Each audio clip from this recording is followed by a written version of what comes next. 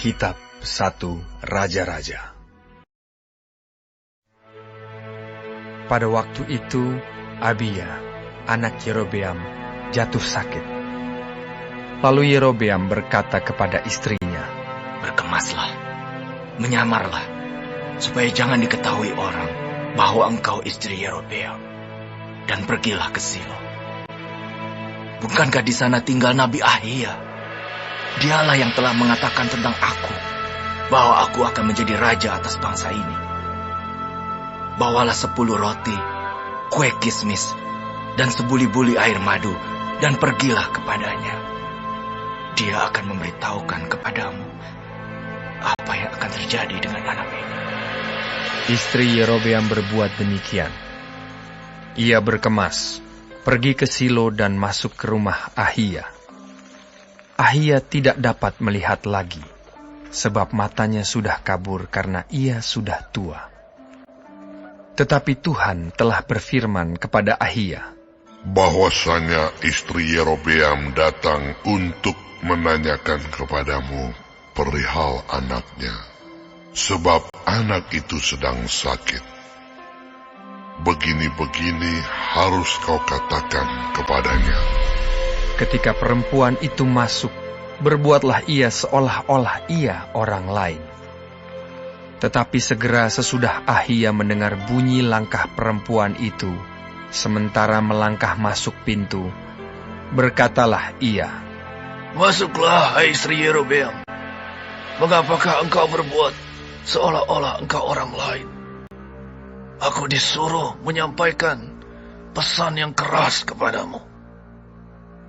Pergilah, katakan kepada Yerobeam, beginilah firman Tuhan Allah Israel.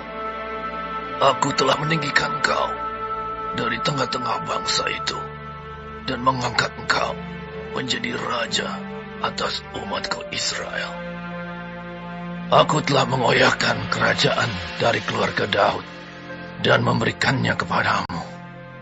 Tetapi engkau tidak seperti hambaku Daud, yang tetap mentaati segala perintahku dan mengikuti aku dengan segenap hatinya, dan hanya melakukan apa yang benar di mataku. Sebab engkau telah melakukan perbuatan jahat lebih dari semua orang yang mendahului engkau, dan telah membuat bagimu Allah lain dan patung-patung tuangan, sehingga engkau menimbulkan sakit hatiku. Bahkan engkau telah membelakangi aku.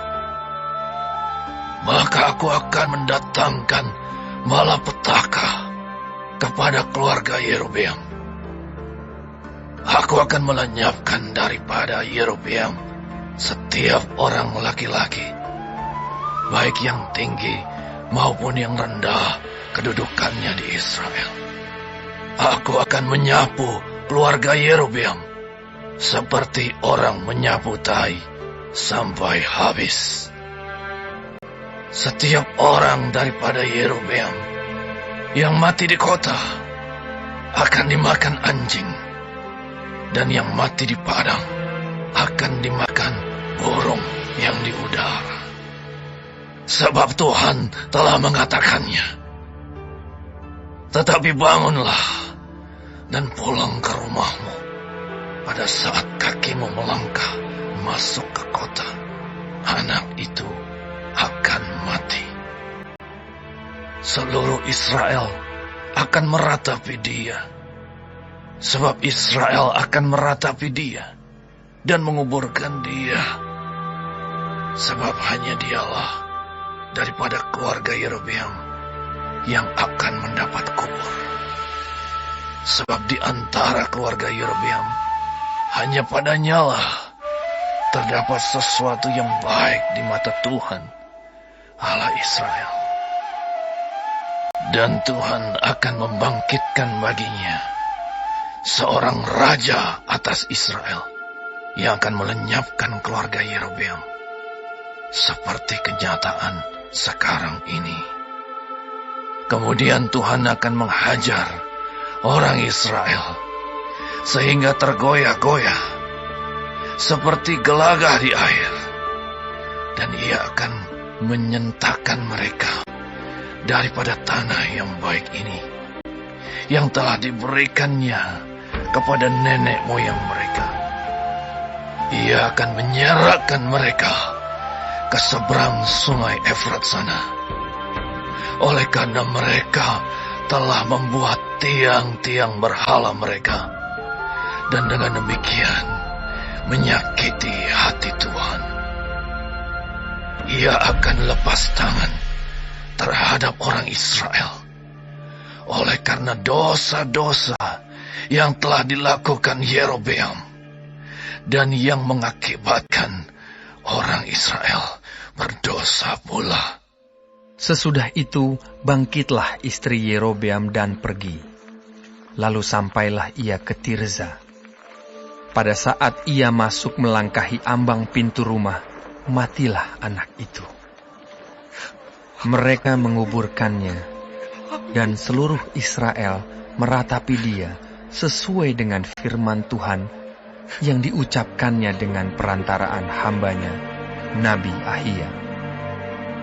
Selebihnya dari riwayat Yerobeam, bagaimana ia berperang dan bagaimana ia memerintah, sesungguhnya semuanya itu tertulis dalam kitab sejarah raja-raja Israel.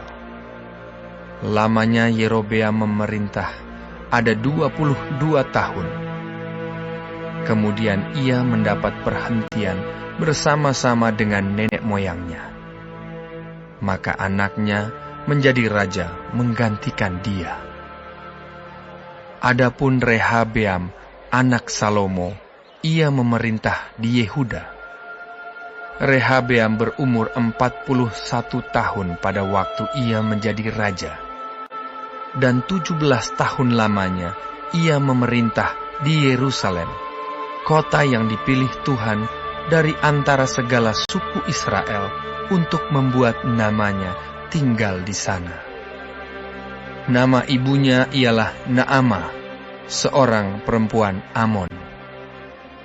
Tetapi orang Yehuda melakukan apa yang jahat di mata Tuhan, dan mereka menimbulkan cemburunya dengan dosa yang diperbuat mereka, lebih daripada segala yang dilakukan nenek moyang mereka.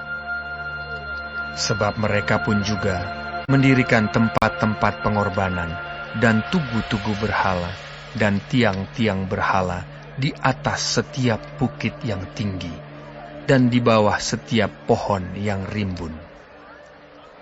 Bahkan ada pelacuran bakti di negeri itu. Mereka berlaku sesuai dengan segala perbuatan keji bangsa-bangsa yang telah dihalau Tuhan dari orang Israel. Tetapi pada tahun kelima, zaman Raja Rehabeam, majulah Sisak, Raja Mesir, menyerang Yerusalem.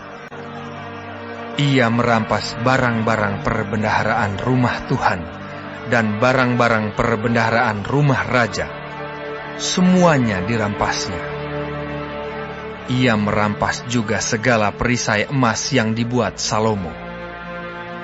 Sebagai gantinya, Raja Rehabeam membuat perisai-perisai tembaga yang dipercayakannya kepada pemimpin-pemimpin bentara yang menjaga pintu istana raja. Setiap kali raja masuk ke rumah Tuhan, bentara-bentara membawa masuk perisai-perisai itu, dan mereka pula yang mengembalikannya ke kamar jaga para bentara. Selebihnya dari riwayat Rehabeam dan segala yang dilakukannya, bukankah semuanya itu tertulis dalam kitab sejarah raja-raja Yehuda? Dan terus-menerus perang ada antara Rehabeam dan Yerobeam. Kemudian Rehabeam mendapat perhentian bersama-sama dengan nenek moyangnya, dan ia dikuburkan di samping nenek moyangnya di kota Daud. Nama ibunya ialah Naamah, seorang perempuan Amon. Maka Abiam, anaknya, menjadi raja, menggantikan dia.